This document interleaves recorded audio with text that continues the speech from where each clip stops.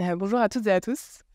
En premier lieu, je tiens à remercier chaleureusement l'équipe d'organisation, bien sûr, pour la tenue de cet événement majeur de la rentrée. Tout particulièrement Marilou et Edith pour leur soutien actif dans la préparation de cette table ronde, ainsi que Aline et Alice. Merci aussi à tous les intervenants et intervenantes d'être à mes côtés. Je suis assez impressionnée. Donc pour présenter ce panel, j'aimerais faire un mini pas de côté pour vous parler du saisissement qui m'a prise alors que je me trouvais cet été dans une exposition aux rencontres photographiques à Arles, dans le sud de la France. La photographe Debbie Cornwall m'a transportée à la frontière entre le Mexique et les États-Unis, mais aussi à la frontière entre eux et nous, avec une série de clichés vraiment sublimes. Alors Debbie Cornwall, elle a pu pénétrer dans une dizaine de camps d'entraînement de l'armée américaine qui sont situés dans les États du sud des États-Unis, où de véritables scénarios d'entraînement immersifs sont conçus dans un pays fictif qui a été appelé Atropia. Donc désert, soleil écrasant, village fantôme en blocs de briques nues, et même des mosquées factices recréent des villes ennemies, avec la panoplie complète d'un imaginaire lié au Moyen-Orient. Donc des acteurs et des actrices, la plupart réfugiés afghans ou irakiens, jouent les civils, ennemis ou amis. Mais dans ces camps, les effectifs de la patrouille frontalière, donc la Border Patrol, sont également formés. Alors, d'autres scénarios et d'autres acteurs et actrices se mettent en place. Ces murs frontaliers factices, dans ces murs frontaliers factices, les policiers en uniforme, je cite, traquent, appréhendent et décident d'avoir recours ou non à la force meurtrière contre des civils considérés en situation illégale. Scénario track 1, scénario track 2, des photos percutantes captent les gestes des policiers arrêtant des faux migrants sud-américains menottés, agenouillés. Donc la source de violence de ces images est amplifiée par la sidération d'apprendre qu'il s'agit d'une mise en scène, tant les images semblent réelles et correspondent trait pour trait à celles publiées dans les médias. L'esthétique militaire auquel répondent les clichés de la Border Patrol disent tout en quelques images du traitement politique et sécuritaire de l'immigration aux États-Unis par la construction de l'autre dans des scénarios qui sont déjà bien ficelés.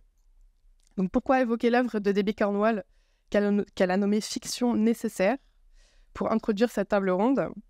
En fait, il m'a semblé que nous étions vraiment au cœur du sujet de la méthodologie, donc celle de l'armée américaine d'une part, qui a recours à des scripts bien définis, mais aussi celle de Debbie Cornwall qui donne à voir ces fictions, qui disent une vérité. Et finalement, c'est le choix d'une méthode pour appréhender un sujet qui nous intéresse ici, tout comme l'ont fait l'artiste plasticien qu'on a vu tout à l'heure, Edgar Humberto Alvarez ou Mortaza Peddobi. Alors que peut la recherche dans la production de contre-narratifs, dans la production des savoirs qui s'opposent à ces imaginaires très réducteurs qui sont portés par les États? Anne-Laure parlait ce matin de discours qui sont de plus en plus inaudibles. Donc enquêter les frontières, enquêter sur les frontières, sur telle frontière, enquêter dans la frontière ou encore enquêter à la frontière. Autant de prépositions et de sens qui témoignent des multiples approches méthodologiques dans les études des frontières et des circulations, qu'il s'agisse des frontières géographiques, sociales ou qu'elles soient envisagées comme des expériences vécues. C'est ainsi aux conditions de production des études sur les frontières que nous allons nous intéresser cet après-midi. Qui fait l'enquête, avec qui et comment? Mettant au centre les questions de positionnalité dans la recherche, cette table ronde s'est construite autour de la réflexivité et interroge nos pratiques de recherche. Quels sont les enjeux autour de la production des savoirs contre-hégémoniques, à rebours de discours normatifs et parfois très surplombants? Comment et pourquoi transmettre et diffuser ces savoirs sous des écritures alternatives ou des formes créatives? Pour réfléchir à ces questions aujourd'hui, j'accueille Morgane Dujmovic, géographe, politiste, cartographe, chercheuse au laboratoire Pacte à Grenoble. Tu travailles sur le thème des migrations internationales, des frontières, des politiques migratoires européennes, avec des approches relevant de la recherche-action, recherche-création ou encore approche participative radicale. Justin Matondo-Monzambi, tu es membre du collectif de la Cartomobile. Et tous deux, justement, vous allez nous présenter le projet de la Cartomobile et aussi de la Carto Freestyle à Marseille. Sharam Khosravi, tu es anthropologue, professeur à l'Université de Stockholm. Tes travaux s'inscrivent dans le champ des Critical Border Studies et tes sujets portent sur les circulations, les frontières, notamment en Iran, au Moyen-Orient. Et enfin, Michel Salor-Lopez, tu es docteur en sociologie et anthropologie visuelle affilié à l'université Paris City et à Lyon Miss. Tu as soutenu ta thèse en 2023 intitulée Mobilités humaines au Mexique et en Mésoamérique, économie relationnelle et affective dans des contextes incertains. Je me tourne pour une première question vers Morgane, en commençant du coup par le projet La Carte Mobile. Est-ce que tu peux nous parler de ce projet? Comment est-ce qu'il est né? Comment est-ce qu'il a évolué? Et surtout, quelles sont ses particularités justement pour enquêter sur les frontières? Oui, merci Daphné. Bonjour. Donc, la carte mobile, c'est en effet le nom d'un projet de recherche. C'est aussi le nom d'un camion bleu aménagé que j'amène à différentes frontières pour y proposer un dispositif d'atelier cartographique. Je vous dirai pourquoi. C'est aussi une démarche cartographique que j'appelle la cartographie mobile et expérientielle. Je vous dirai aussi pourquoi. Cette démarche, elle est présentée dans l'exposition La Carte Mobile, qui est une exposition itinérante et participative qui va dans des journées d'études comme celle-ci, festivals, colloques, mais aussi dans les associations, les lieux d'accueil qui ont accueilli les ateliers. Et puis, La Carte Mobile, à présent, c'est un collectif émergent de personnes, chercheurs ou artistes, de carrières ou amatrices, en situation d'exil ou non, qui réfléchissent à la frontière, puis à l'expérience de la frontière tout au long des trajectoires. Donc, je suis très heureuse de présenter La Carte Mobile en compagnie de Justin Matondo Manzambi, qui est membre de ce collectif, et de la présenter ici, parce qu'il y a un certain nombre de membres de l'ICM qui ont accompagné, invité La Carte Mobile, voire même qui ont embarqué dans le camion bleu. Et puis, j'imagine que ce projet, cette idée, ça pourra aussi résonner avec ce que vivent des doctorants et doctorantes de l'ICM qui sont aujourd'hui engagés sur des terrains frontaliers. Parce que, en fait, cette idée, je l'ai pensée initialement à partir d'énormes frustrations que je vivais durant ma thèse, mais en fait des frustrations très banales. Et donc, merci Mortaza d'avoir mis ce bouillonnement et à la personne qui est intervenue, parce que je pense que c'est un bouillonnement qui est en fait très présent. Et mon point de départ, ça a été le constat empirique des violences institutionnelles dont on parle depuis ce matin, qui ont été abordées dès l'introduction. Des violences policières que j'ai commencé à observer dans les Balkans. À partir de 2016, alors juste vous dire que moi, c'est vrai qu'à l'époque où j'ai fait ma thèse dans les Balkans, en particulier en Croatie, on s'était dit que ça n'allait pas marcher, que si ça marchait, ce serait génial. Voilà. En fait, à l'époque, la police croate, c'était une police qui était...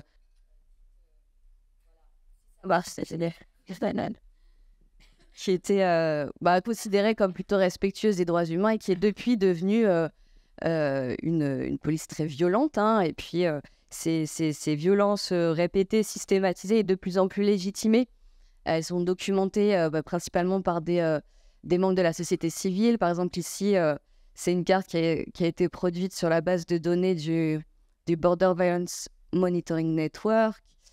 Et puis voilà, j'ai commencé comme ça à faire des cartographies sensibles de cette violence structurelle de la frontière dans les Balkans, mais aussi... Alors, je pense que je vais... en fait, je vais me déplacer. On va faire ça simple. Ouais. Si, ce sera plus simple. Voilà. Alors, donc voilà, c'est une violence qui se répète là, à la frontière franco-italienne ou encore ici à la frontière franco-espagnole avec les données qui ont pu être récoltées par l'ANAFE et la CAFI. Donc bref, dans tout ça, on peut se demander qu'est-ce qui fait ces conditions de possibilité de la violence? Et je ne pense pas à une dilution de la frontière, comme ça a été suggéré ce matin, mais vraiment des conditions de possibilité qui sont circonstanciées. Et donc, je me suis inclus dans ces conditions de possibilité. Et donc, progressivement, face à ça, je sentais que les méthodes des sciences sociales que je m'appliquais à employer dans le cadre d'une thèse sur le terrain n'étaient pas à la hauteur, pas adaptées, disons. Pas adaptées à l'ambition d'une recherche critique en sciences sociales. Donc là aussi, qu'est-ce qu'on met derrière le critique pour ma part, venant de la géographie sociale dans laquelle je me reconnais, ça signifie à la fois déconstruire les inégalités socio-spatiales qu'on observe, mais aussi agir sur ces inégalités. Et puis, je pense qu'il y a aussi une voie ouverte avec les épistémologies participatives radicales aujourd'hui, qui ont vraiment cette vocation à instaurer des rapports collaboratifs entre chercheurs de carrière et chercheurs amateurs. Donc, il y avait alors, c'est un vaste programme, mais voilà, ça reste un cap, en tout cas, d'agir par les moyens de la recherche. Et puis, l'autre chose, c'est que cette manière de faire de la recherche, pour moi, c'était pas adapté non plus à la relation humaine qui se crée par l'enquête. Il se passe des choses avec les personnes avec lesquelles on travaille. Et je pense qu'on perçoit toutes et tous les violences symboliques et épistémiques que notre travail génère ou perpétue. On parlait d'asymétrie, Camille disait abyssale ce matin. Aussi, cet énorme différentiel de légitimité et de crédibilité de la parole. Et puis, bien sûr, l'immense mobilité dont on bénéficie en tant que chercheur, chercheuse, qui est inverse à celle des personnes prises dans les mailles de la frontière.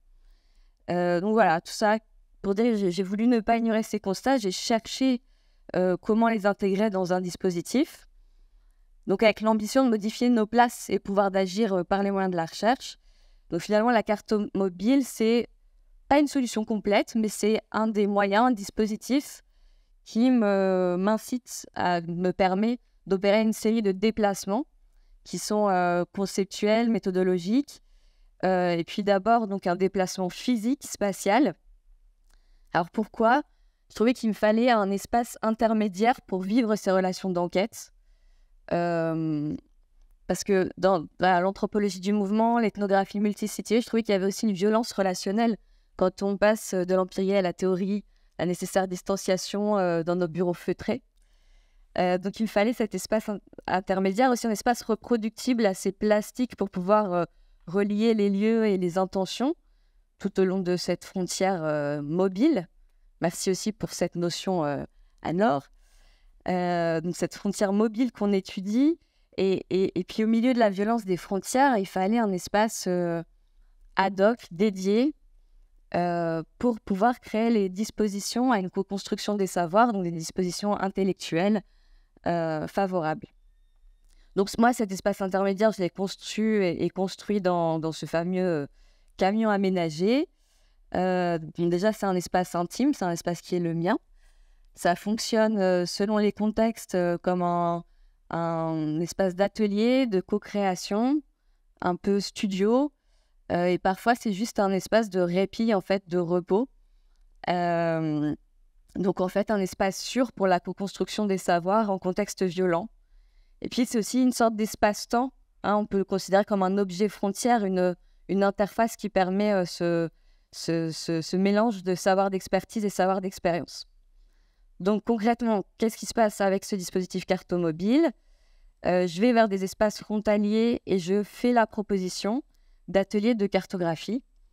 Alors, pourquoi presque exclusivement des ateliers carto ? Ça, on y reviendra, je pense, mais pour résumer, j'utilise la carte comme un langage, donc à la fois un moyen d'expression, de représentation du vécu, mais aussi d'exploration personnelle et de réappropriation de son espace de vécu. Là, on revient aussi à la question violence et récit qui a été posée ce matin. Et du point de vue de l'objet, en fait, ces méthodes, elles permettent un déplacement conceptuel, une inversion des regards, disons, puisque là, je ne questionne pas du tout ce qui s'est passé durant le parcours pour ensuite l'interpréter à travers ma grille d'analyse. Là, l'idée de ces ateliers, c'est de faire émerger l'expression des savoirs de personnes exilées sur les frontières qu'elles traversent et les sociétés qu'elles découvrent. Alors tout ça, ça contribue finalement à un corpus cartographique sur ce que j'appelle la frontière expérientielle. Donc ce sont des cartes narratives, subjectives, sensibles, parfois sonores ou vivantes. Et Justin va l'illustrer avec les ateliers qu'on a fait à Marseille. Finalement, je vais passer très rapidement. Vous la verrez peut-être, cette exposition. Simplement vous dire que chaque contexte frontalier, en fait, vient nourrir une fenêtre de l'exposition cartomobile. Actuellement, il y a 6 fenêtres, donc qui ouvrent chacune sur une situation de frontière. Certaines qui concernent le moment du franchissement, dans les Balkans, aux frontières franco-espagnoles ou aussi à la frontière franco-italienne. D'autres traitent de l'expérience d'installation, donc ça on en parlera aussi avec les ateliers marseillais, mais aussi en milieu rural. Alors, il y a eu pas mal d'ateliers faits dans l'arrière-pays drômois. Et puis, une dernière fenêtre qui s'ouvre sur l'expérience de la Méditerranée centrale, parce que j'ai pu amener les ateliers, donc non pas avec mon camion, mais à bord du navire de SOS Méditerranée, l'Ocean Viking. Alors, le travail de l'exposition, pour finir sur ce point, c'est aussi un travail de restitution avec les co-auteurs et co-autrices. Mais cette restitution, elle va aussi pointer des limites de l'approche participative, et je pense qu'on en discutera.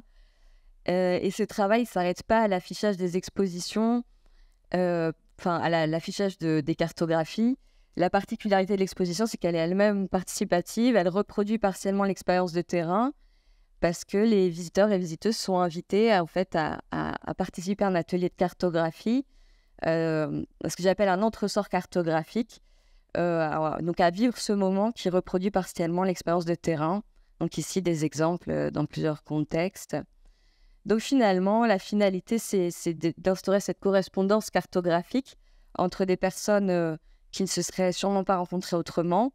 Donc d'instaurer un partage du sensible, pour reprendre Rancière, pour remanier la notion de frontière à partir de cette expérience partagée.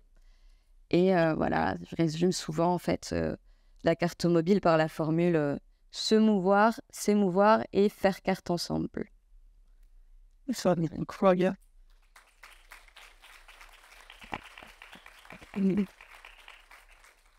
Et c'est là, c'est bon.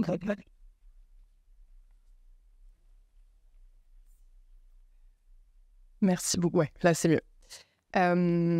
Morgane, est-ce que ça te va si on passe directement aux ateliers qui se sont déroulés à Marseille? Ok, super. Du coup, Justin, je me tourne vers toi avec une première question. Est-ce que tu peux nous dire un petit peu comment se sont déroulés les ateliers cartographiques freestyle au MUSEM à Marseille? Que disent ces cartes et que disent ton freestyle de ton parcours depuis la RDC jusqu'à Marseille? Bonjour, je suis Maton Nomanzami Justin. Je suis d'origine congolaise. J'ai 23 ans. Merci pour la question. Pour commencer, parlons de l'atelier artistique Auto Freestyle. Déjà au début, je ne savais rien du projet, rien du tout. J'étais dans un structure d'hébergement Kadala Caravelle. Et un jour, mon assistante sociale, Céline, est venue me parler de ces projets artistiques portés par l'association PASSO de Karla Melki, qui est son amie. Et elle m'a aussi parlé d'un artiste congolais de Gomawani Esking qui allait travailler ensemble avec nous. Et j'étais intéressé. Elle m'a donné le contact de Karla. J'ai appelé Karla. J'ai pris un rendez-vous. Quand je suis arrivé dans ces lieux des ateliers au MISEM Lab, d'abord j'ai rencontré les gens de différentes nationalités. Des Guinéens, des Ivoiriens, des Maliens, puis les Sénégalais. En fait, c'est le premier endroit où j'ai rencontré les gens de différentes nationalités qui est aussi à Marseille depuis peu de temps comme moi. Et ces premiers jours, j'ai assez rapidement échangé avec Morgane sur mon parcours à travers la Croatie parce que c'est un pays où elle a beaucoup étudié. Et c'était intéressant comme échange. Après, on est entré dans la salle. Le premier jour au MISEM, on était là, on faisait des échauffements collectifs avec l'artiste Wani Esking, où on a choisi notre refrain à travers de nos différentes langues. C'était très bien. Tout le monde était d'accord avec les refrains parce que ça disait tout simplement Marseille est doux. On est ensemble, Marseille Naweri. Donc, comme on le souhaite. Tuko pamoja, on est ensemble. Marseille Naweri, Marseille est doux.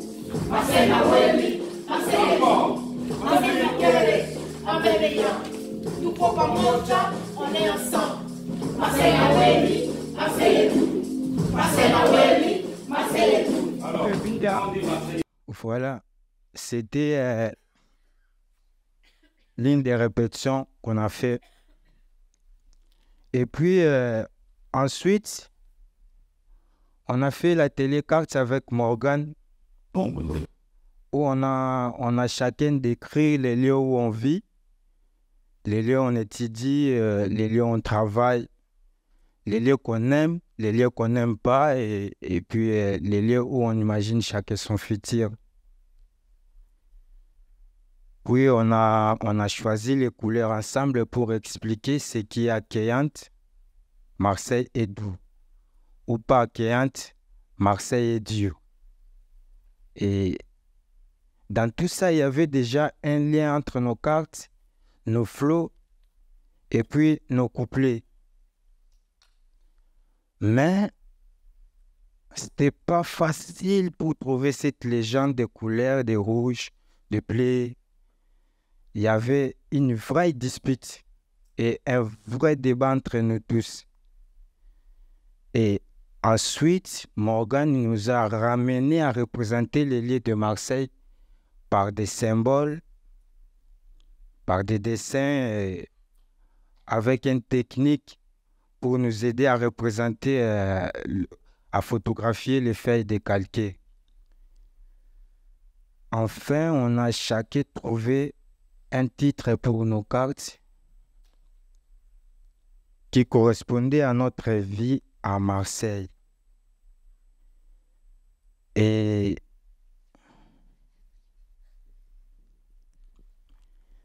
voilà, on a continué. Excusez-moi.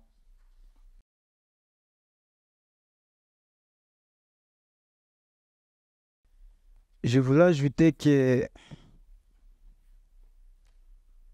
quand j'ai pensé au début, je ne savais pas ce que ça allait donner, ces dessins décalqués. Ensuite, quand on les a imprimés sur les tissus, dans des grands draps, et puis on l'a représenté devant le public, on les représentait dans nos freestyles, dans les spectacles. Et à partir de là, je trouve que cet atelier, la restitution, c'est aussi un langage, un moyen pour nous exprimer. Et le deuxième jour, on a changé les lieux de répétition. Cette fois, c'est un lieu d'accueil des jours. Nous étions très bien accueillis. Et je me souviens, ces jours-là, on a bien mangé. C'était très important cet accueil pour qu'on se sente à l'aise dans cet atelier. Et puis, on a avancé dans nos couplets et dans nos cartes individuelles. Plus les jours suivants, on a travaillé dans les lieux de production artistique et au MICEM. On a aussi travaillé avec le comédien Thomas Pascalin sur les manières de nous présenter individuellement. Le Messie nous a posé à rencontrer les jours où on est arrivé à Marseille. Et moi, je me souviens les jours où je suis arrivé à Marseille, c'était à la gare Saint-Charles. Pour sortir, j'ai pris la direction droite. Et quand je suis arrivé dehors, la première des choses, j'ai vu beaucoup de gens de différentes nationalités. La plupart, ils étaient des Noirs. Mais quand je me regardais, je me disais que moi, je suis noir. Mais les gens que j'ai vus, ils étaient tout noirs plus que moi. comment expliquer, c'était ma première fois de voir ça. J'ai décidé de les approcher pour leur demander s'ils étaient de quelle nationalité. Et je leur ai demandé, ils m'ont dit qu'ils étaient des Soudanais. J'étais en mode, waouh, les Soudanais. Donc Marseille, c'est une terre d'accueil. Et à partir de ces jours, même dans nos cartes, ça m'a permis de trouver un titre pour ma carte. Après, on a avancé comme ça. Je vais parler de mon freestyle. Mon freestyle parle de mon parcours migratoire du Congo à Marseille, terre d'accueil. Dans les temps donnés, je ne pouvais pas raconter tout mon parcours, mais tout ce que je peux dire, j'ai traversé les mers, les océans, remonté les courants pour être là. Et puis, mon cœur était bombardé quand les messieurs venaient de parler tout ce qu'ils disaient ici. Et tout ce qu'elle a montré, c'est vraiment réel.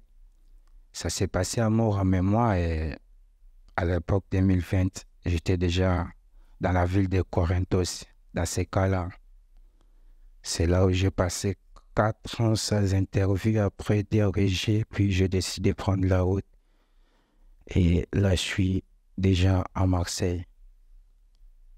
Ma carte porte aussi ces mêmes titres, terre d'accueil, droit dans l'œil.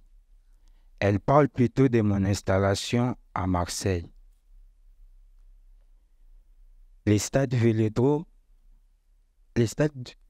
comme vous voyez, je l'ai mis en rouge parce que quand on a choisi les légendes pour décrire ce qui est doux ou ce qui est accueillant ou pas accueillant, donc moi j'ai trouvé que les Vélodromes, c'est pas accueillant pour moi parce que j'aime pas le football. Je n'arrive pas à comprendre qu'est-ce qu'ils font et puis je n'arrive pas à avoir les mêmes sentiments lorsqu'il y a un match, les autres sont là contents, mais moi, je ne comprends rien. Donc c'est pour cela que je l'ai mis en rouge. Après, on a ensuite Missem, j'aime bien rester tout près de l'eau et les Cailloles, c'est le premier quartier où j'étais hébergé quand je suis arrivé à Marseille. Et puis on a la Capalette, c'est là-bas où j'avance et puis j'apprends le cours de français. Et déjà, je voulais encore ajouter que depuis ma situation a évolué avec les papiers, dans la vie, j'étais en procédure Dublin. Et au cours de cet atelier artistique auto-freestyle, je suis passé à une procédure normale des demandeurs d'asile. Et cela m'a permis d'avoir un logement beaucoup plus central. Et puis, je continue. Donc, maintenant, pour moi, c'est intéressant de regarder ces cartes qu'on a fait où j'explique mon parcours à Marseille. Car quand on arrive quelque part, et notre situation, ça finit toujours par évoluer. Merci. Merci beaucoup pour l'histoire. On avait envie de vous écouter beaucoup plus longtemps. On est un petit peu pressé par le temps. On pourra bien sûr continuer dans la discussion ouverte avec la salle à la fin du panel. C'est vraiment très intéressant, Justin. Merci. Toutes ces expériences, cette réappropriation aussi des expériences, elle en est question dans vos travaux, Sharam. I'm going to switch in English. If I can take lunch.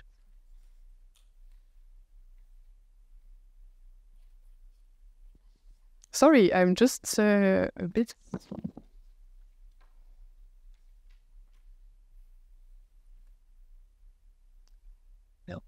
Okay, that's there. Maybe. Okay, anyway, I wanted to ask you, Sharam, how did you come to... Sorry, but I wanted to cite actually an article, so I really need my paper. I'm so sorry. Okay. Okay, thank you. So you wrote in an article published in French in 2019 in Monde Commun. Tout au long de ma carrière d'anthropologue, j'ai été surpris de constater combien les expériences de mes interlocuteurs sans papier rappelaient, confirmaient, chevauchaient et complétaient mes propres expériences des frontières. Un aspect intéressant des écrits auto-ethnographiques est que la distinction entre l'ethnographe et les autres s'atténue. So, how did you come to auto-ethnography and how did you construct it? And can you explain this in-between space where you placed yourself? Thank you. First, thank you for organizing this event, and thank you for having me. It's a great pleasure to be among young scholars who hopefully are making a better migration studies than my generation, and I'm sure you will. So autoethnography was a response to my disappointment, perhaps. It was a response to being consumed by the field of migration studies. It was an attempt to control the narrative, to control how the story is told, the story of migration. And perhaps even more important question is for whom the story is told. So it was a reaction to a field, to an academic field in which I am both subject and object. And also it was a reaction to how migration studies, even when it is assumed to be critical, just reproduce the academic whiteness. Autoethnography for me was a shift of position, to see from below, following, other scholars like E.P. Thompson and other scholars, not to see like a state, not to recycling concepts, theories, data used by the state or mainstream migration studies. And so autoethnography for me was that. Autoethnography is not autobiography. This is also important to mention. So ethnography still is important part of that. And talking about this ethnographic aspect, I want to emphasize on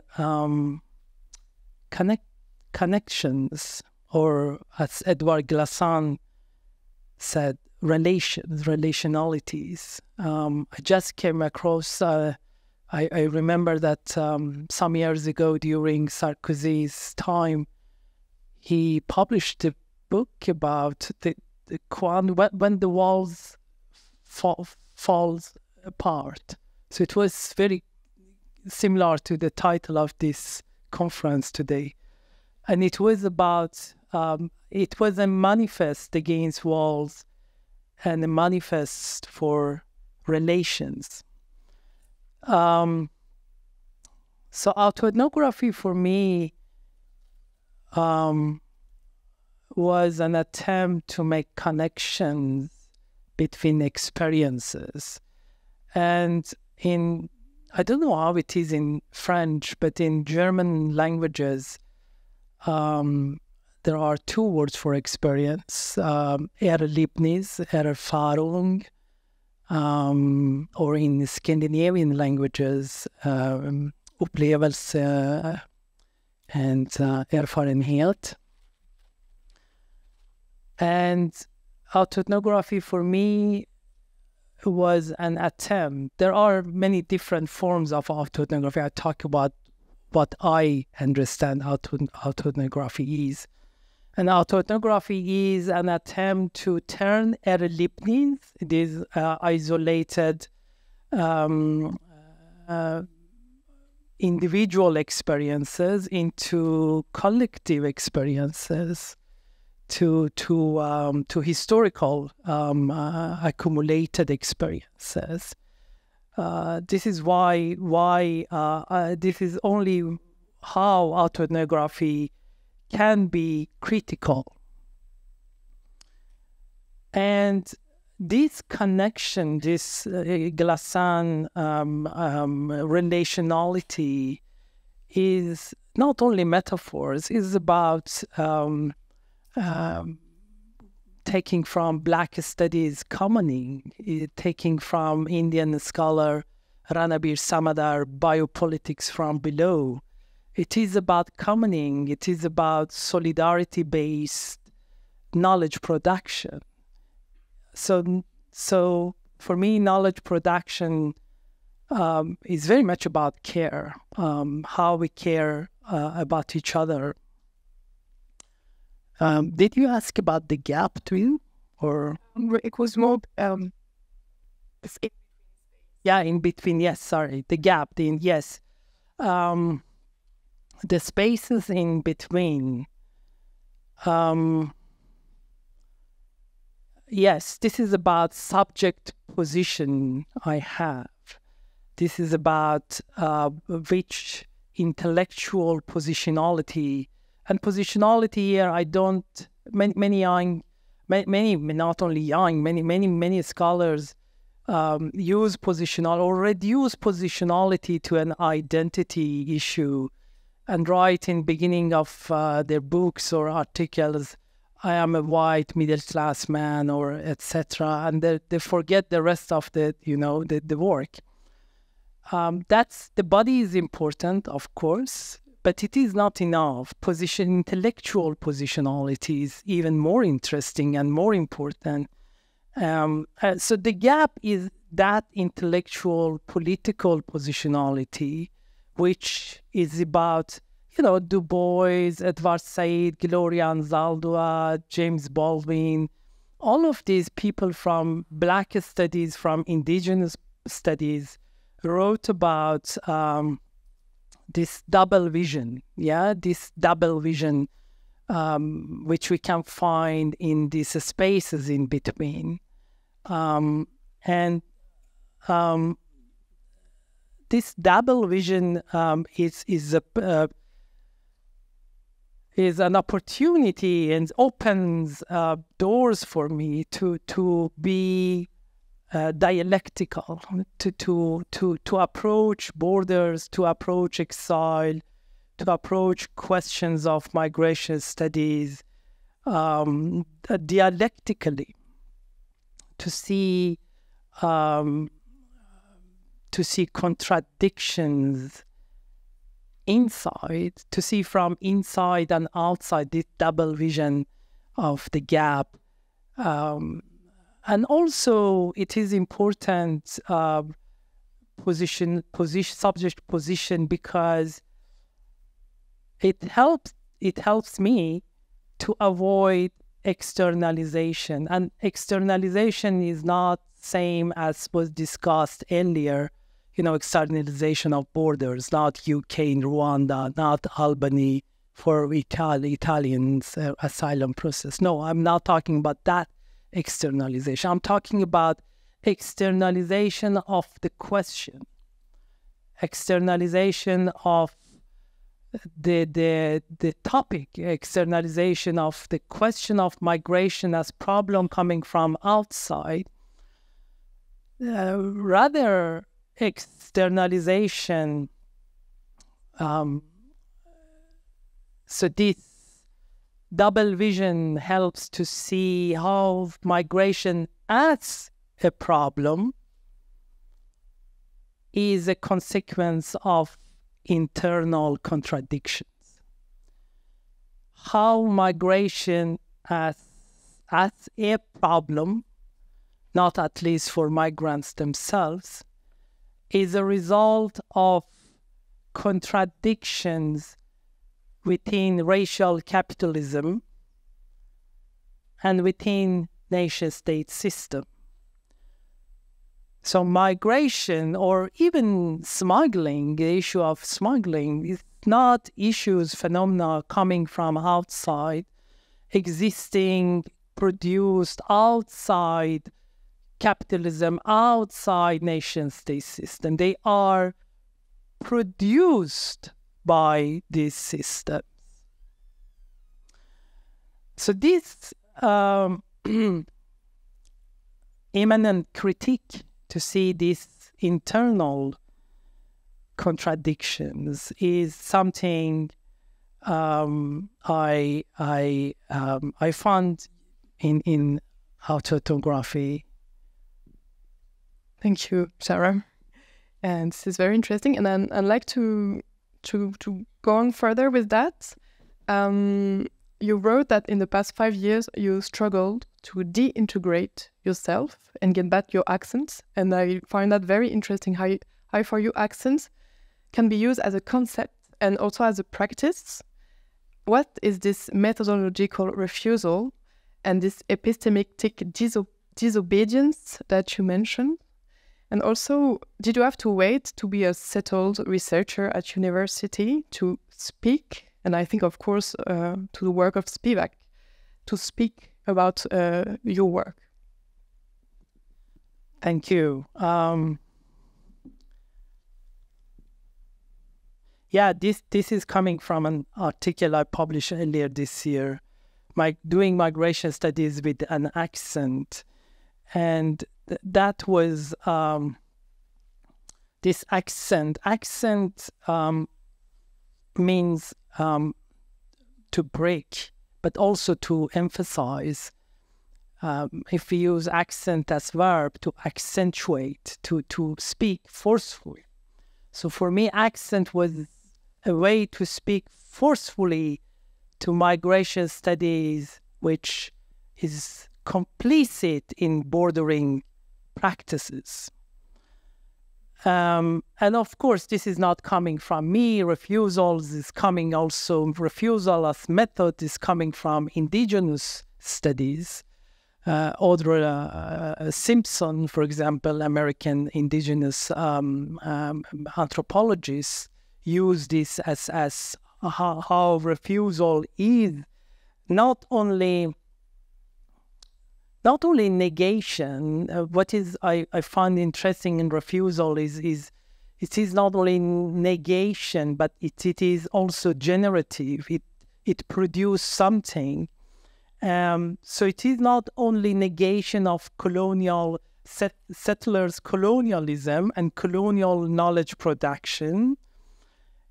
It is also it also produces something. It is produce a different imagination, different future imaginaries. It is not only about refusing. It is also about survival, but also it is about methodology. It's about method.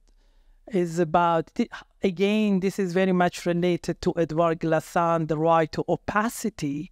Refusal as method is a refusal of being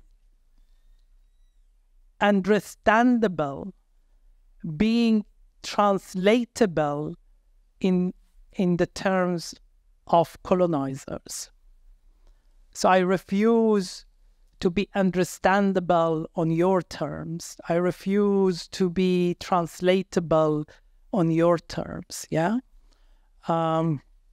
So the right of opacity is a resistance, a refusal of the colonial demand of transparency, the colonial demand of we want to know you.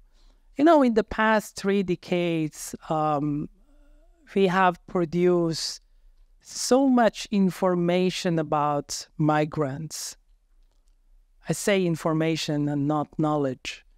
we know so much about migrants. We know how they eat. We know how they sleep. We know how they have sex.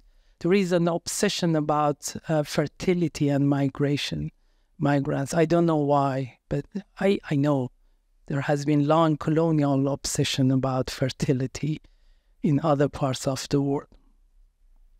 So this knowledge, accumulation of knowledge, information, and looking back after 3 decades, do we know better? Do we know more? Do we have less death? Do we have less suffering? No. So what was that knowledge for? For whom that knowledge was produced? This is every day I ask these 2 questions. It is not self-reflexivity, it is self-interrogation, as I learned from Bell Hooks. For whom do I produce knowledge? Who is the audience of my knowledge? And why I do produce knowledge at all? What is the point of migration studies for me? So refusal, more or less, yes. And this part of the integration is another problematic concept, which maybe it is another conference we should talk about that. Integration, a concept for not knowing. Hannah Arendt talked about the dark times, and dark time for Hannah Arendt was not only horrible events, Holocaust or exile or displacement. Dark times for Hannah Arendt was horrible things happening, but being presented as other things. So this is exactly what we should do. This is what is critical in critical studies should be there, to reveal what it is about, when people building, when states building walls in name of love, when politicians talking about nationalism in names of care. This is our job or our duty to produce, to show, no, this is not what it is. So yeah, a refusal of epistemic injustice. Thank you a lot, Sharam. It's very interesting, especially this notion of disobedience that for me bring a strong political aspects also. And that makes me think to an article of Charles Eller and Lorenzo Pezzani on the disobedient gaze, and I'm going to cite them. A disobedient gaze, so what is it? It aims to not disclose what the regime of migration management attempts to unveil, like clandestine migration, for example, but unveil that which it attempts to hide, the political violence it is founded on and the human rights violations that are its structural outcome, for example. Thank you a lot. Et je repasse en français. Michel, je me tourne à présent vers toi avec une première question. On va continuer toutes ces réflexions en parlant de ton long-métrage documentaire que tu as réalisé, Down the Line, en 2017, issu d'un travail collaboratif que tu as fait avec des migrants hébergés dans un centre d'accueil au sud du Mexique. Et tu as aussi construit le projet MigArt, qui propose d'associer résultats de terrain, supports numériques et enjeux ludiques, afin de rendre compte d'un savoir scientifique. MigArt est composé d'une mallette numérique et d'un serious game. Tu nous expliqueras ce que c'est. Comment le fait de penser et de choisir à la fois des modes de production et des supports de transmission des savoirs sous des formes dites alternatives, comment est-ce que ça a impacté ton propre positionnement sur ton terrain et même la compréhension de ton sujet de recherche?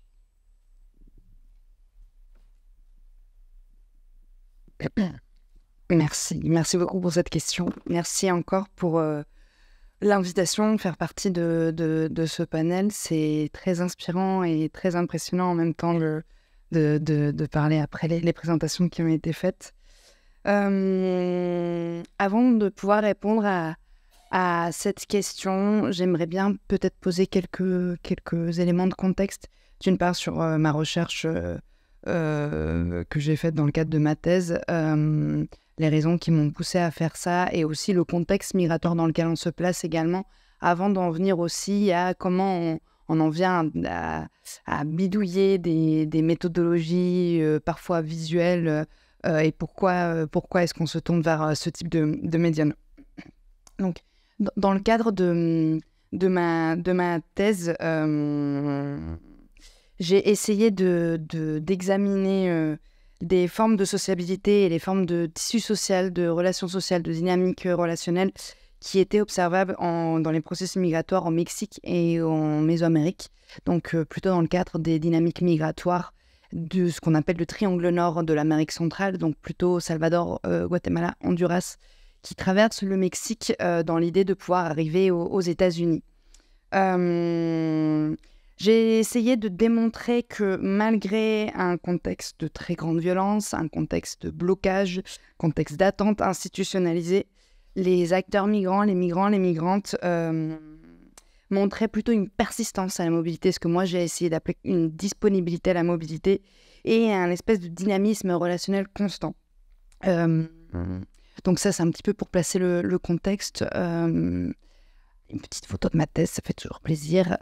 Et une photo de terrain pendant une activité filmique. Je pourrais expliquer après un peu plus de quoi il s'agit dans cette photo.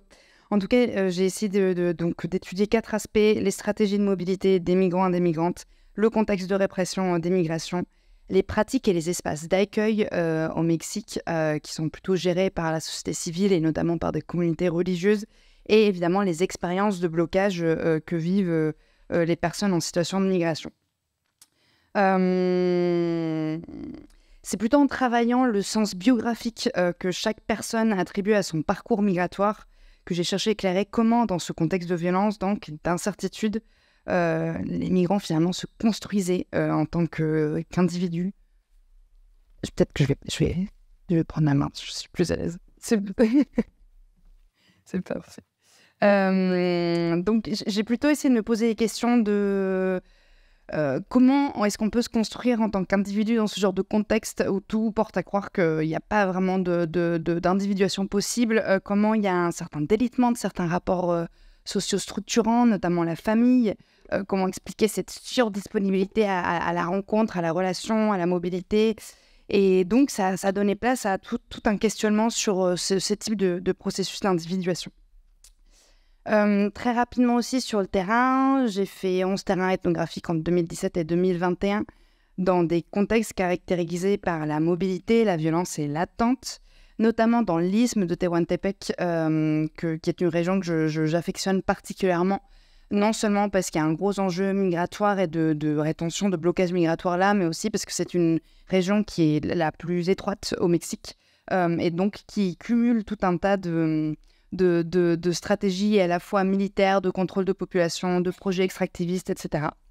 J'ai fait aussi du terrain ailleurs, à la frontière sud, notamment à Tapachula, à la frontière nord, Tijuana, Mexicali, Ciudad Juárez, dans le centre, Guadalajara, Mexico, etc. Et évidemment, l'idée de ces terrains multi-situés, c'était de saisir cette frontière déplacée, ce qu'on appelle souvent au Mexique rapidement cette verticalisation de la frontière nord qui se verticalise non seulement sur tout le territoire mexicain, mais également sur toute la région mésoaméricaine. Pour ce faire, j'ai bien sûr fait de l'ethnographie classique avec de l'immersion, de l'observation participante, des entretiens semi-directifs avec tout un tas d'acteurs différents, que ce soit des migrants, des acteurs locaux, des activistes, des représentations institutionnelles, etc.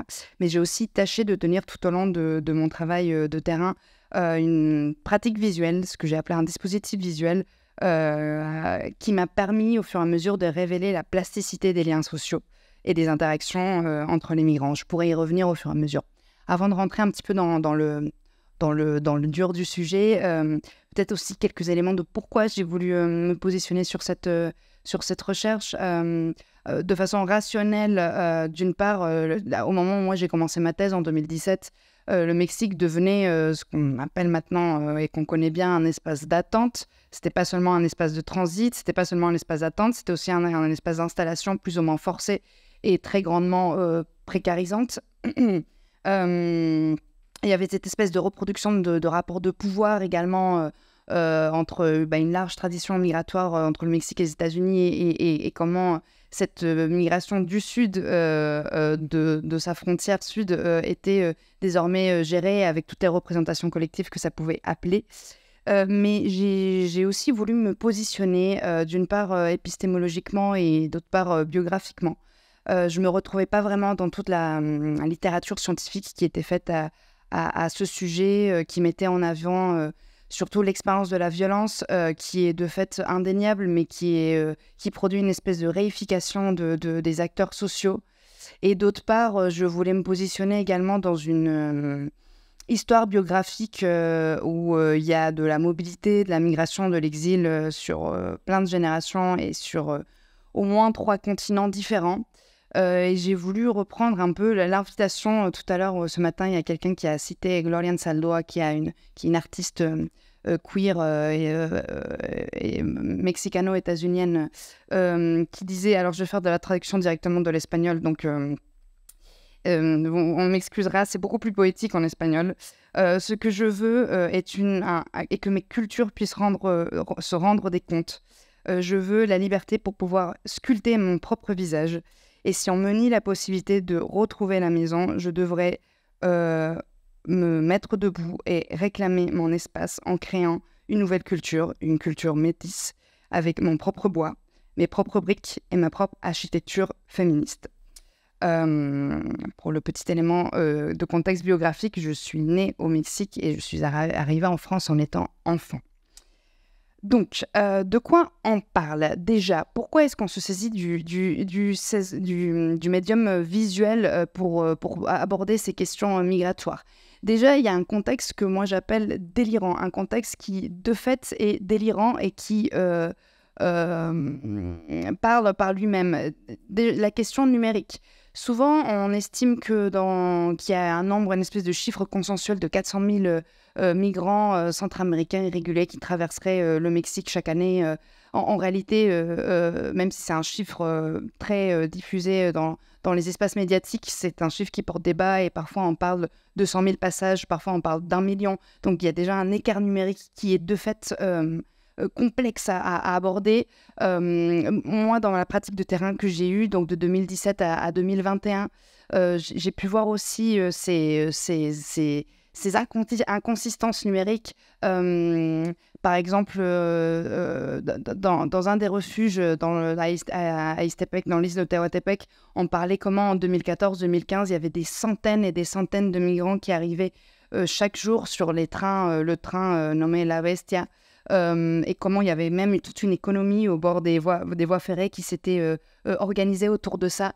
Et après, ce qu'on a appelé au Mexique le Plan Frontera Sur en 2014, qui était impulsé par le gouvernement de Enrique Peña Nieto, et qui empêchait en fait les migrants de prendre le train, qui individualisait plutôt les tactiques de mobilité.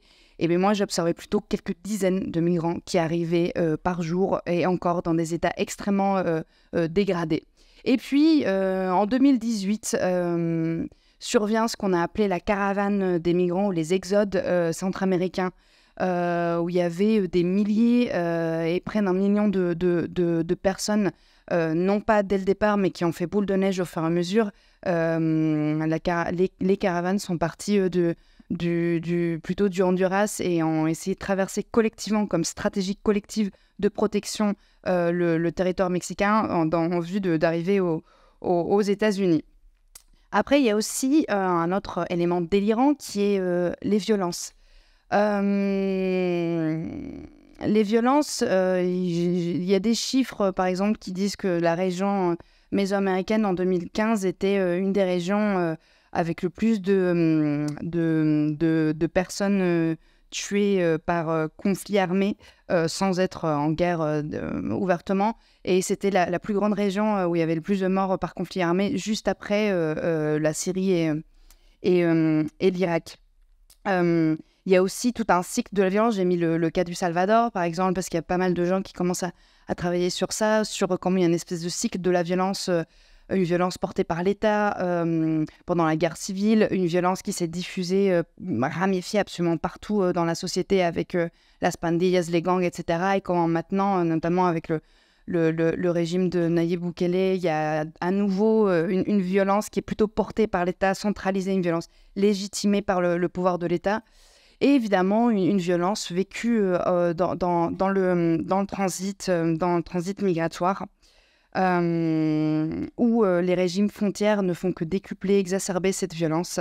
Je mets les verbatims de deux personnes, de deux femmes rencontrées. Sarah, qui était une résidente de 50 ans d'un refuge, qui explique comment elle a été violée par son frère, violée par des membres de sa famille, violée tout le long de son trajet. Donc c'est déjà des violences qui sont portées dans les contextes d'origine et qui ne sont que exacerbées dans le trajet.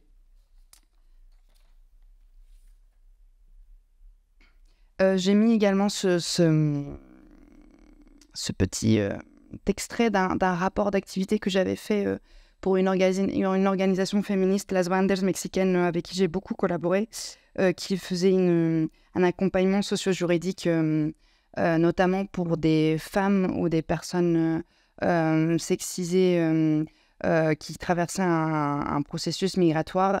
Et on voyait à quel point les processus migratoires étaient de fait traversés par des processus de violence. Cette année, en 2021, il y avait une centaine de personnes qui avaient été accompagnées. Juste pour le petit chiffre, des centaines d'accompagnements qui ont été faits, il y avait 45% des personnes accompagnées qui étaient relevées de cas de violence létale, c'est-à-dire de violence non pas qui visait à tuer la personne, mais à la marquer de façon pérenne, soit par des attaques d'acide ou de mutilation physique. Et un dernier élément de contexte délirant aussi, c'est toutes ces économies relationnelles qui sont proprement liées à l'espace d'attente, à l'espace d'accueil, tous ces frottements, toutes ces frictions entre les acteurs migrants, les personnes migrantes, les locaux, comment ça prend, les formes que ça prend, en faisant une ethnographie assez localisée d'un refuge. Donc dans l'île de Tehuantepec, j'ai pu voir chaque année à quel point il y avait même les commerces qui changeaient dans un espace géographique très réduit. Donc cette espèce de plasticité relationnelle constante qui était assez délirante. Et donc la question que je me pose, c'est comment face à tout ça, comment face à ces chiffres, ces réalités, comment face à cette plasticité, quelle compréhension possible on peut avoir de tout ça ? Qu'est-ce qu'on peut faire de cette violence scientifiquement ? Qu'est-ce qu'on peut faire de cette plasticité scientifiquement ? Une collègue mexicaine m'avait dit quelque chose qui m'avait marqué. Elle me disait c'est extrêmement fatigant de travailler sur les migrations parce que à chaque fois que tu penses avoir compris quelque chose, il se passe un élément qui font que ça change complètement la donne constamment. Donc ce que tu croyais savoir n'est déjà plus d'actualité très peu de temps après. Comment j'en suis venue du coup à la recherche-création ? Parce que ces espèces d'éléments délirants du contexte, pour moi, appellent déjà une espèce de performativité, de fabulation. Et que, sans m'en rendre compte, j'ai mis très rapidement en place ce qui est en fait communément appelé de la recherche-action. J'appelle de la recherche-action plutôt une démarche scientifique qui combine une analyse théorique et une pratique du terrain avec des actions concrètes menées sur le terrain, que ce soit des actions politiques, esthétiques, sociales, un petit peu de tout à la fois, et que ces actions, en retour, apportent un renouveau du questionnement scientifique, donc et un statut d'heuristicité et soit heuristique et permettent de renouveler ou de faire apparaître certains éléments qu'on n'aurait pas vus avant, de nouvelles interactions, de nouveaux discours, et que ces éléments soient du coup pris en charge après par l'analyse scientifique. Je montre quelques extraits et je continue à expliquer au fur et à mesure du documentaire que j'ai pu mener du coup de façon participative dans un de mes premiers terrains. Je laisse dérouler tranquillement. Donc là, il rejoue spontanément la scène où l'un d'eux s'est fait arrêter par un officier de migration. Ça prend des allures de rire, de performativité, de théâtralisation, de façon tout à fait spontanée et pas du tout mise en scène auparavant. Donc, ce que je disais sur le terrain, moi, très rapidement, et parfois sans m'en rendre compte, j'ai mis en place ce que j'ai appelé un dispositif visuel qui comprend plusieurs éléments. D'une part, c'était filmé presque quotidiennement sur le terrain, sans même savoir pourquoi, sans même prévoir exactement des scènes ni quoi que ce soit. C'est également, j'ai fait beaucoup d'ateliers d'initiation au langage cinématographique avec les personnes qui étaient intéressées. Qu'est-ce que c'est qu'un plan serré? Qu'est-ce que c'est qu'un travelling? Qu'est-ce que ça apporte à la narration, à ce qu'on veut raconter? Qu'est-ce que c'est que le chant contre chant, etc. Des activités de dérochage collectif aussi. Tout ce qu'on avait filmé dans la journée, il y avait tous les soirs, je m'asseyais quelque part dans tous les refuges où je suis allée et je montrais ce qui avait été filmé et les gens participaient aussi à c'était une économie de l'imagination. Beaucoup d'ateliers de création manuelle, notamment des ateliers de broderie avec des femmes. Malheureusement, je n'ai pas de photos à montrer. Beaucoup d'ateliers d'écriture spontanée qui, au fur et à mesure, ont permis également de me donner un certain statut sur le terrain où les gens venaient me chercher et me demander de garder leur mémoire USB, leurs images, leurs photos. Et donc, je devenais quelque peu dépositaire et gestionnaire de la mémoire visuelle des gens, puisque suite à ça, j'étais régulièrement contactée par des proches, des membres de la famille, des gens déjà partis et souvent dont on n'avait plus de nouvelles. Et c'est moi qui partageais les dernières photos qui m'avaient été transmises. Donc, un petit peu ce que je montre, ce que je disais sur ce que j'ai appelé dispositif visuel. J'ai mis cette vidéo également pour montrer aussi le type souvent d'entretien filmé que je pouvais avoir et comment la caméra me permettait de négocier des relations, faire en sorte qu'il y ait des relations ethnographiques qui se mettent en place au fur et à mesure. Et finalement, j'aimerais un peu exalter ce que la caméra m'a permis en termes de compréhension de mon sujet. Déjà, ça devenait un espace aussi un peu immatériel, qui était un lieu sûr tant pour moi que pour les personnes qui m'abordaient. Donc c'était assez difficile à aborder, c'était assez difficile à réaliser, puisque ce n'était pas un espace physique, c'était un espace mobile, c'était un espace qui se déplaçait également avec les gens, selon les impératifs qu'ils avaient. Parfois, je les accompagnais faire leurs emplettes, travailler, peu importe. J'ai aussi réutilisé des termes qui ont été posés par Damien Mottier, qui est un anthropologue visuel, qui parle de la caméra comme embrayeuse de relations et comme licence de circulation.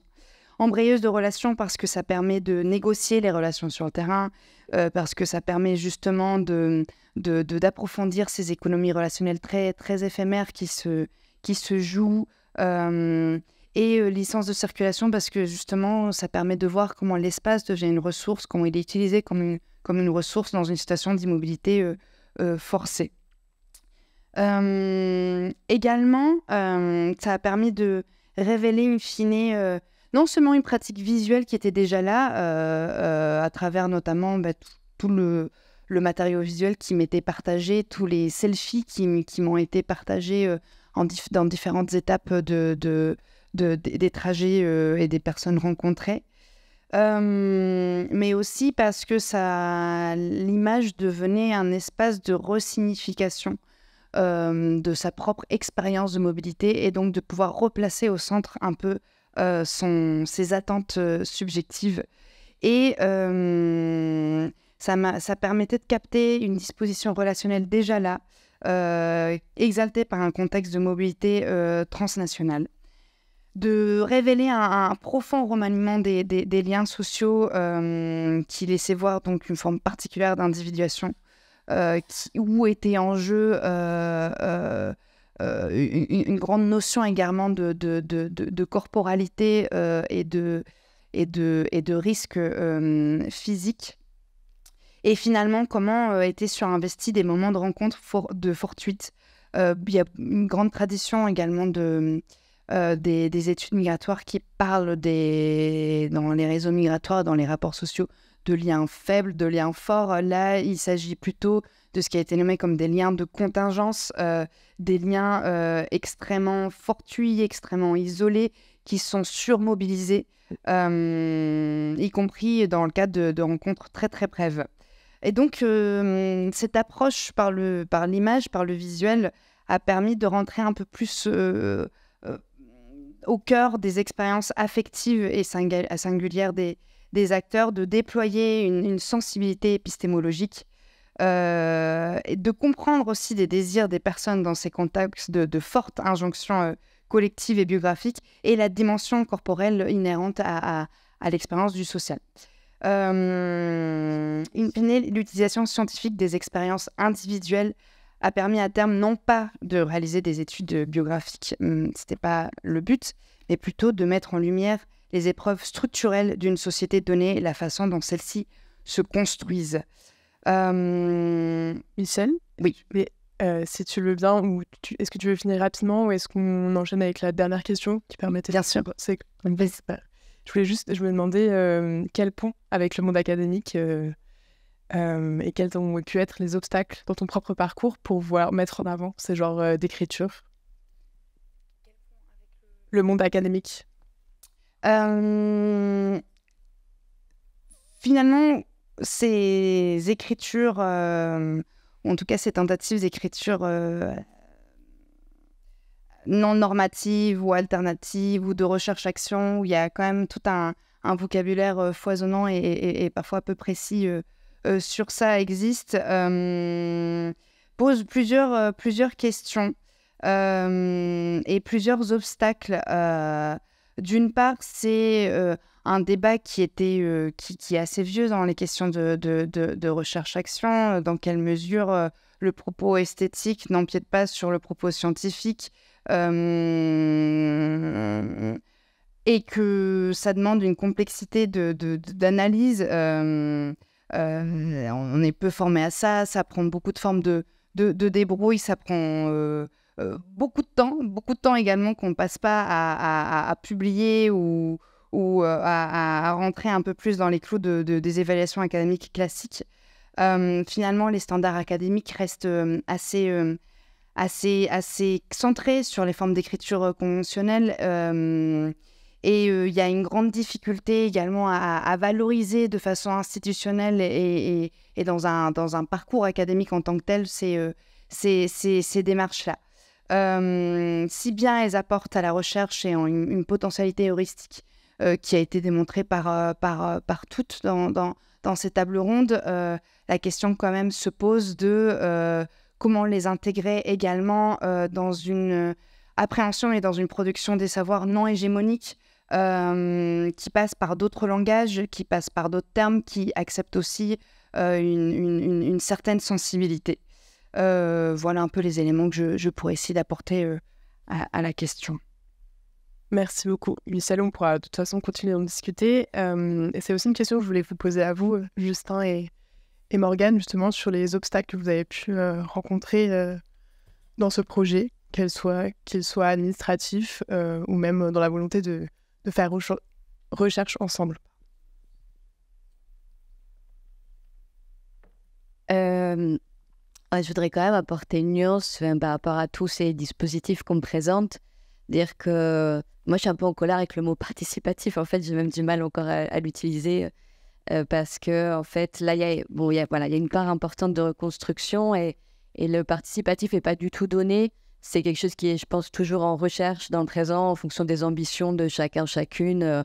Par exemple, être co-auteur, co-autrice, finalement, ça n'intéresse que les chercheurs. Voilà, on se penche beaucoup sur ce genre de choses. Donc, concrètement, hein, quelles sont... la question que je me pose, c'est à quelles conditions une recherche avec des personnes précarisées ou irrégularisées, notamment, peut-elle amener un pouvoir d'agir. Donc, c'est vraiment sur des conditions concrètes qu'il faut se pencher. La participation, c'est pas non plus du tout unilatéral.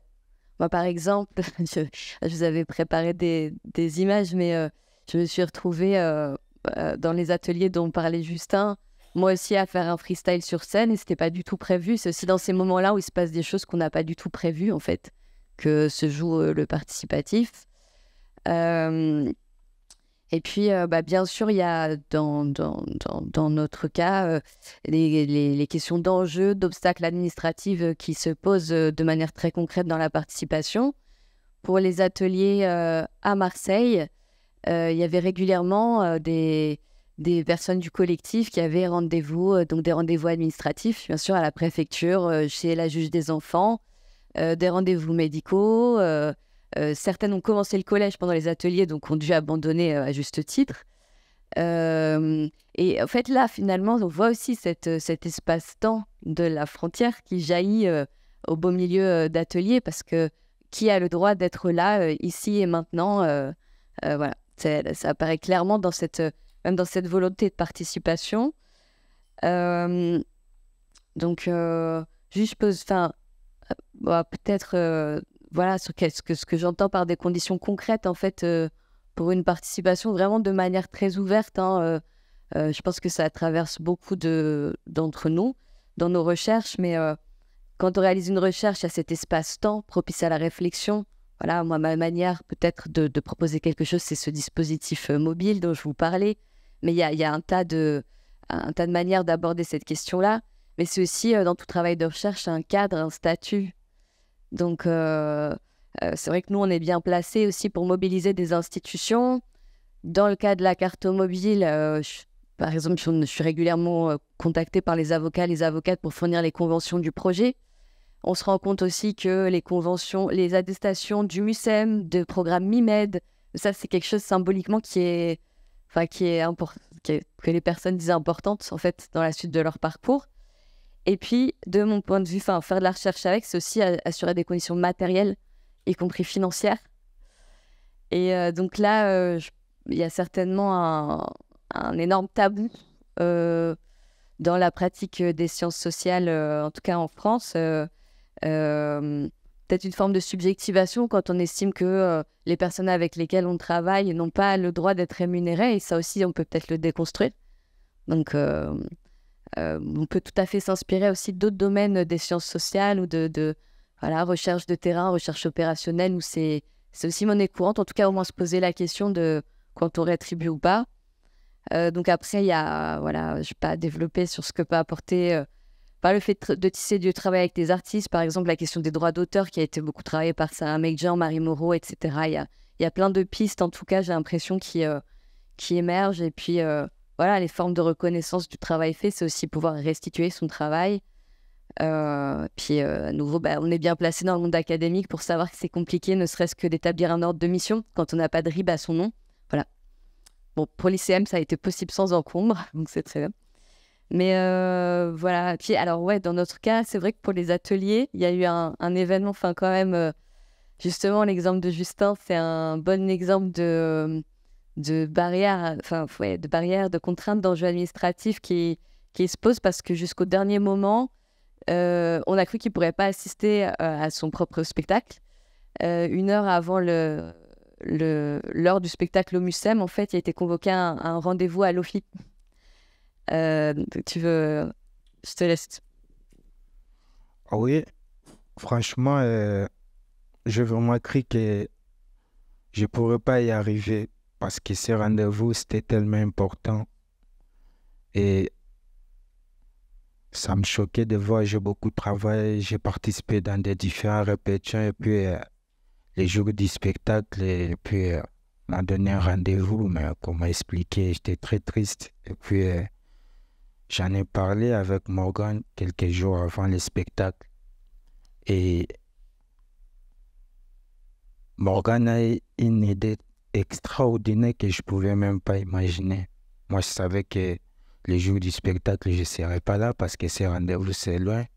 Et Morgan m'a vraiment motivé. Elle m'a dit qu'il t'inquiète, je t'écris une lettre. Donc, elle a fait une lettre signée par elle qui expliquait la situation et puis les partenariats avec Missem Leb. Et c'est comme ça et j'étais motivé parce que j'avais confiance en lui. Et je suis allé les jours de mon rendez-vous. Et quand je suis arrivé, j'ai rencontré déjà, il y avait beaucoup de monde. Mais moi, mon rendez-vous, c'était à 11h30. Et puis, Morgan m'a dit, il ne faut pas aller à ton heure, il faut que tu puisses aller avant. Et puis, quand tu arrives, il faut montrer cette lettre à la responsable de la sécurité. C'est comme ça, j'ai fait d'abord la quai parce qu'il y avait déjà des gens avant moi. Et puis, quand je suis arrivé à la porte, j'ai essayé d'entrer, mais ils m'ont demandé le récépissé. Quand ils ont vu mon récépissé, ils m'ont dit que c'est toi, Matoune Manzam, mais ton rendez-vous, c'est à 11h30. Donc, restez là-bas, attends ton heure, après, je te fais rentrer. Et directement, j'ai pris les lettres. Je les ai remis la lettre et ils ont commencé à lire. Et moi, j'ai expliqué en même temps que c'est un spectacle très important pour moi, monsieur. Donc, et je ne peux pas attendre à l'heure parce qu'on m'attend, les autres sont déjà là-bas. Il faut... Et les responsables, quand ils ont fini de lire la lettre, et puis ils m'ont regardé très différemment. Et puis, je voyais aux yeux des gens, il avait l'air impressionné vraiment. Et voilà, c'est comme ça. Et les sécurités m'ont laissé entrer. Donc, et après, j'ai pu avoir un rendez-vous immédiatement. Et puis, finalement, arrivant à l'heure pour notre spectacle. Ouais, c'est tout ce que je pouvais dire. Et ouais, juste... Parce que, en fait, quand on est dans ce maillage du quotidien, ces rendez-vous, etc., c'est qu'il y a une forme d'anxiété. Ça, c'est quelque chose à prendre en compte juste dans l'instant qu'on propose, dans la démarche participative, disons. Et du coup, je pense vraiment qu'il y a une notion, en tout cas, pour nous, ça a été important de notre refrain dit « on est ensemble ». C'est un mot qu'on se donne pour se donner du courage. C'est ce qu'on s'est dit aussi en montant sur cette scène. Et voilà la dimension du plaisir, en fait, de prendre du plaisir jusque dans la restitution, qui est peut-être aussi une notion qu'on oublie un petit peu dans la recherche. Merci beaucoup. Sans plus attendre, merci à vous quatre pour ce temps de discussion. Je ne sais pas si l'un ou l'une de vous voudrait réagir directement. Ou sinon, je vous propose d'ouvrir la discussion avec la salle. Ok, bonjour, je m'appelle Gilles Albès, je suis anthropologue juridique, fellow à l'ICM. Donc, merci à Morgane de nous rappeler la notion de plaisir et aussi de nous alerter que, bon, voilà, participation, c'est pas, ça équivaut pas forcément à un empowerment, que ça a une utilité. Voilà. Par contre, j'ai une question pour Shahram. I would like to ask you a question, Shahram. It's been like really nice listening to you and also your article doing migration research with an accent. Sorry, maybe I should talk slower. Is really helpful in many ways. My question is, because I know you're doing a lot of workshop trainings also with PhD candidates, is about have you come across interesting, helpful co-writing methods with people who have lived experiences in migration? Because when you co-write, I co-wrote one article based on Futures Literacy Labs, which is a participatory method, and now I'm like diving into a new experiment. You do have the asymmetry of me knowing the codes of how to write the academic article, the literature, and then you just overwhelm people, like my co-authors, with all of this like fancy, sophisticated language. And well, I'm experimenting, but I'm curious to hear what kind of practices, whether you've come across practices that sort of help also work against that symmetry and that actually make your co-authors with the lived experiences proud of their accent. Est-ce que je traduis en français ou ça va?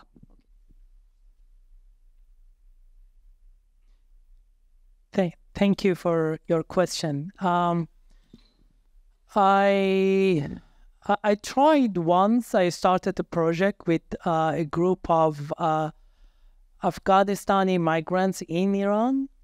So we had online workshops to write together about what does it mean to be a migrant in Iran and a migrant from Afghanistan, Iran. But it failed. It failed. The project failed not because of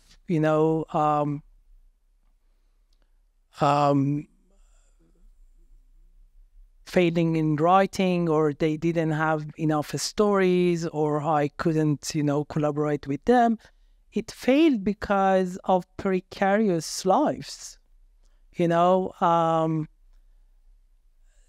People are moving all the time. People are sent back and forth between different legal status, between countries, between institutions, between camps, between joblessness and, moving around for finding a job. So it fell because of precarity of their lives, yeah? So I hope we can try again, yeah, and do it again. But I think one obstacle is exactly what you talked about, how much we try, we cannot avoid the hierarchy, yeah? The power is there, yeah? But in the end, it is me who fix publication. It is me who, maybe correct their bad English, or I don't know, accented English, my accented English, etc. So the power is there, no matter how much we try to reduce it. But maybe other forms, films, music. I collaborate with a young man from Afghanistan who spent years in Moria camp. Now he's in Vienna. So I help him, with to get. I mean, not me, but we work on the text. He sings, so it doesn't need to be academic text. It can be rap music, maybe.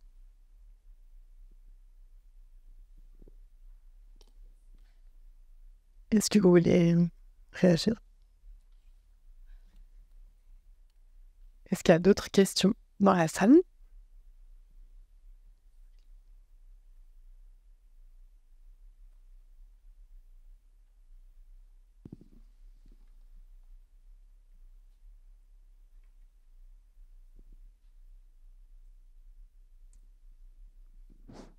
Bonjour, merci beaucoup pour votre exposé. J'ai une question, la dernière intervenante, sur la violence à la frontière.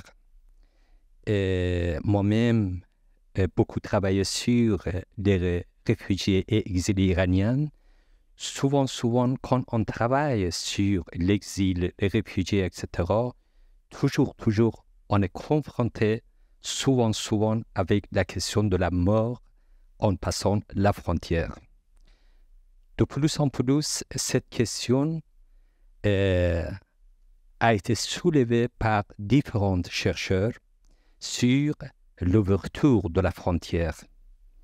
D'après mes recherches, entre 2014 et 2021, il y avait à peu près 21 400 morts en Méditerranée. Et certains chercheurs, comme par exemple Catherine Mittel-Dovandin, Conférence Gémeine, ils proposent l'ouverture de frontières pour éviter ce drame humain au début du XXe siècle. Voilà ma question. Est-ce que le moment n'est pas venu, nous, en tant que chercheurs, proposent cette proposition pour éviter ce drame humain? Peut-être on va prendre juste la dernière question.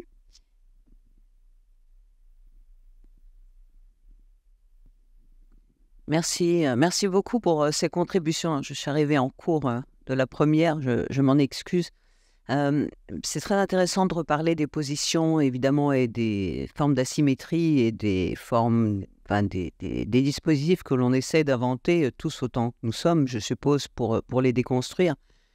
On parle beaucoup de place et de positionnement, mais vraiment en termes goffmaniens, je pense qu'il y a aussi une question de rôle qu'on aborde peut-être pas nécessairement la question du rôle qu'on attend de nous aussi. Enfin, c'est aussi, ça se crée aussi en interaction. Je veux dire, on est investi d'un rôle, on investit d'autres de rôles. Et au-delà de la place et du positionnement qu'on peut prendre, de l'épistémologie, du point de vue, etc., il me semble que là, je pose la question, comment travaillez-vous les rôles, au-delà des places, la question des rôles, et comment aussi, dans une certaine façon, à la fois consciente et parfois qui nous échappe, pour un nous collectif, ces rôles vont se créer, chacun va tenir son rôle. Même si ces rôles bougent, malgré tout, y compris dans des dispositifs qui cherchent à déconstruire des rôles réinterviennent, ne serait-ce que parce que tout le monde n'a pas le même pouvoir ou la même agency sur les mots, sur les termes, sur le dispositif, sur le fait de parler à tout ce qui entoure le dispositif, aux autres institutionnels, je sais pas, au MUSEM ou ailleurs. Donc, comment repense-t-on, comment on articule les deux? Cette question, c'est aussi pour vous, Justin Matondo Manzambi, c'est est-ce que vous avez eu la pression d'être totalement libre d'échapper à un rôle ou de rester aussi dans un certain rôle qui est celui qu'on attend, de raconter une expérience de migration.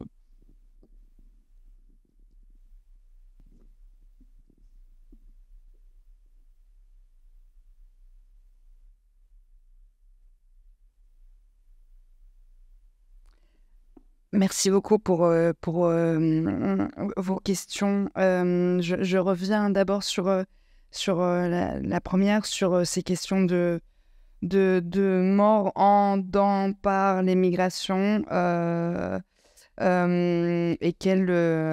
et si je comprends bien votre question, c'est aussi avant de parler du rôle, quel positionnement doivent prendre, investir les chercheurs, les chercheuses, justement avec toute l'approche critique qu'a besoin cette idée de participation.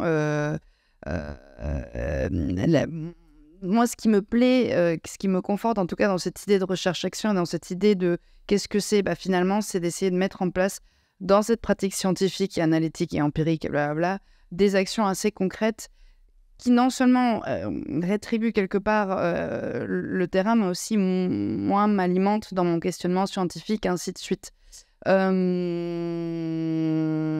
Et ça permet justement de déconstruire certaines choses et de mettre à distance certaines choses. Je donne un exemple assez concret. J'ai pu le dire assez rapidement également. Il y a une littérature foisonnante sur ces questions de mort et de violence en migration. Et pour ce qui concerne, à proprement parler, les dynamiques migratoires centra-américaines au Mexique, c'est quelque peu étouffant. Ils sont où les gens derrière ça? Ils sont où leur débrouille, leur tactique, comment faire pour les trouver sans nier la violence, mais il y a bien un moyen d'aller un petit peu au-delà.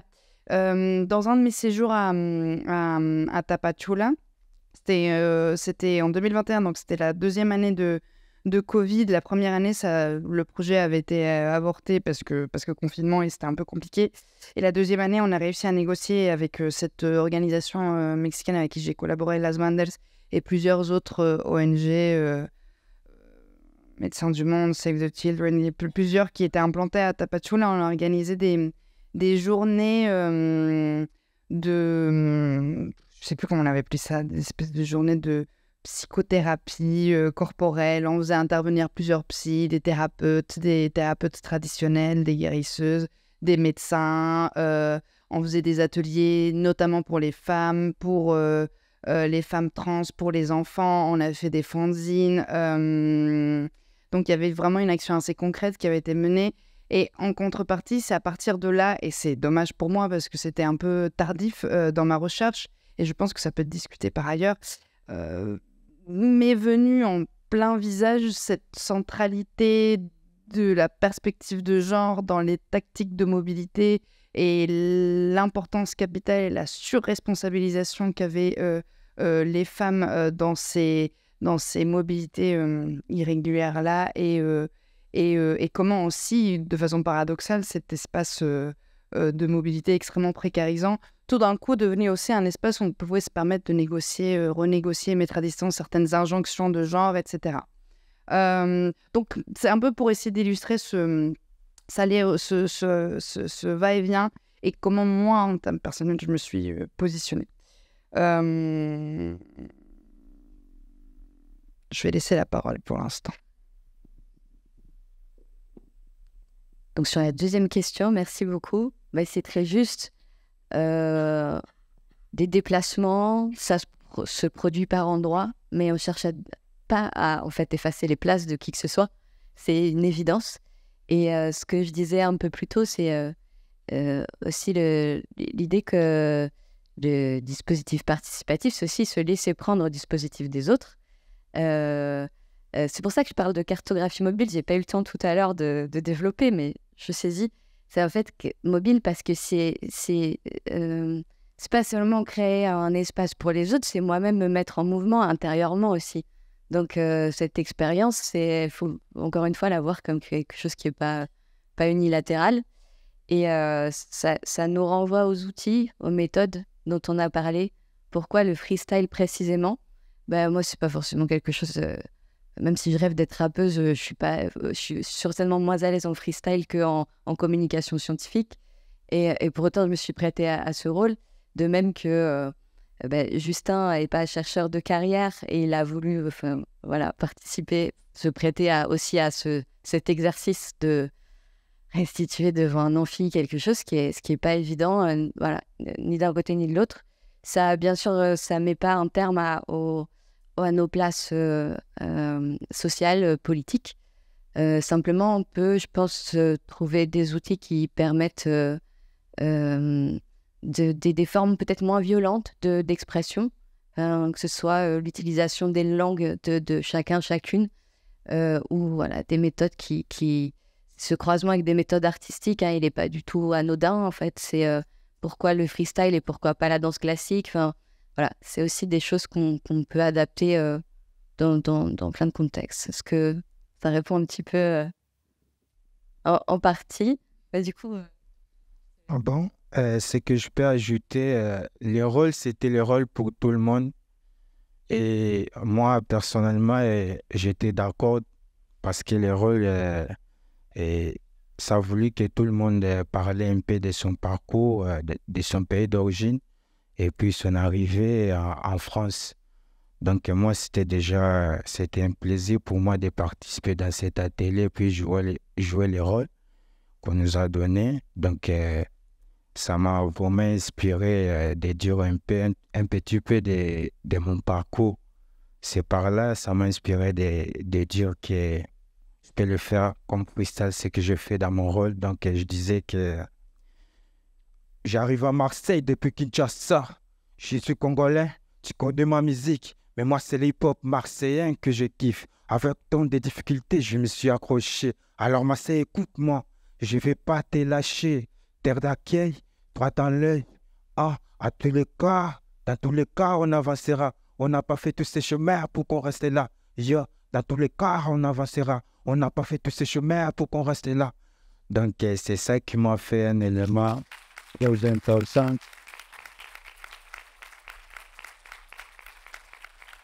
Je disais que c'est ça qui m'a fait un élément très important dans le groupe. Et puis, ça fait en sorte qu'aujourd'hui, je vous vois ici à Paris. Donc, depuis que je suis en France, ça fait 1 an, j'essaie d'évoluer petit à petit, essayer de m'intégrer. C'est tout ce que je veux faire. Merci.